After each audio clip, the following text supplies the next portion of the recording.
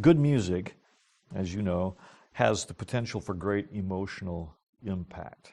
Yes, it does. Can we over-emotionalize the use of music in worship? Absolutely. And the follow-up question would be how, I would assume. Thank you. Yes, I'll fill that in for you. Yeah, and I think we see a lot of that today. Music is a language of emotion in every culture. It says something to our hearts. It says something to our emotions. And when you're in a context where the elements of music override, overshadow, overwhelm the truths that we're meant to be singing, you are over-emotionalizing music. You're using it more as a manipulative tool than a complement and support to God's truth. It's again, quoting Harold Best, he has often said that music can affect you emotionally. It can't change you spiritually. Only the Word of God can do that. Only the gospel can do that. It's the gospel that's the power of God. Music is powerful, and it can be used to soften people's hearts so that they maybe hear more attentively.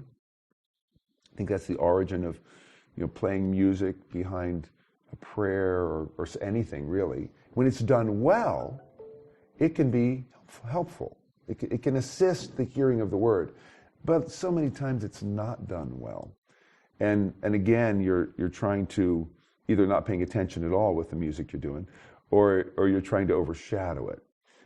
Music is meant to complement. It's meant to support. And so when your lyrics aren't that strong, and when the lyrics aren't that clear, but the music is very accessible, very attainable, very, very affecting, you run the danger of leading people into idolatry rather than the worship of the true God. Because music then becomes the mediator of worship. Music then becomes the initiator of worship. When God says in Paul says in 2 Corinthians, for God, who said, let light shine out of darkness, has shone in our hearts to give us the light of the knowledge of the glory of God in the face of Jesus Christ. It's his face we're meant to see, which we see in his word. And so as people think we see that better in music, I would argue the Bible doesn't say that. If we saw God better through music, the Psalms would have had a soundtrack. Mm-hmm. We would have given an accompaniment track to it. We weren't. We were given indications that, this psalm was to be sung to this tune, and this is for the choir, but no music, which to me tells us what's most important to God. Mm-hmm. And I could talk about other musical manipulations that people do, but I don't want to go too long. Well, one more related question on that vein. How can worship leaders avoid the pitfall of becoming performers as opposed to true worship leaders? Well, depends on how you define a performer, because in some sense, everyone performs. But I think in the pejorative sense, it's you're doing something to impress, or you're doing something to receive accolades. You're performing, or even the sense that you're putting on a show. So actors perform. It's not real. How do you avoid that? You make sure it's real. You make sure that you are personally affected by the songs you're singing, by the lyrics of the songs you're singing.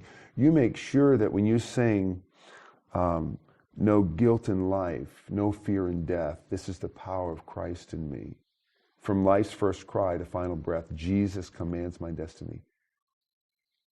You really believe that. And it really has an effect on your soul and your life. Maybe not every second, but songs help us affirm our faith. We sing a lot of things that people have asked, am I lying to God when I say, I will sing of your love forever. With all I do, I honor you. I worship you with all my heart. Are we lying?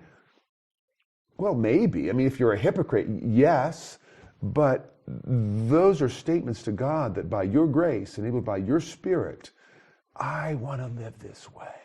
I want to bring glory to you in what I do. So someone who's leading the singing would be of that mindset, that these words are true, and I want to proclaim them with all my heart. So that'd be one way we avoid performing. I'd say the other primary way would be to realize that you're in front of people to shepherd them. You're in front of people to care for their souls. So you're not just preparing to lead worship, you're preparing to lead people. People with struggles, people with defeating sins, life-defeating sins, people with challenges, people who just found out they had cancer, people whose teens are struggling, people who can't find a job. So how do you think God might use you in the songs you choose to sing and the words you say to care for and shepherd and feed those people? I'll tell you, Tim, and that C.J. Mahaney, who has mentored me in many of these things, just helped me see that years ago, that you're not up here singing songs. You're up here pastoring a worshiping community. And, if that's your focus, you just don't worry about performing. You want to do well, you want to play skillfully, but performing just doesn't even, you want to avoid that because it distracts from what God is doing.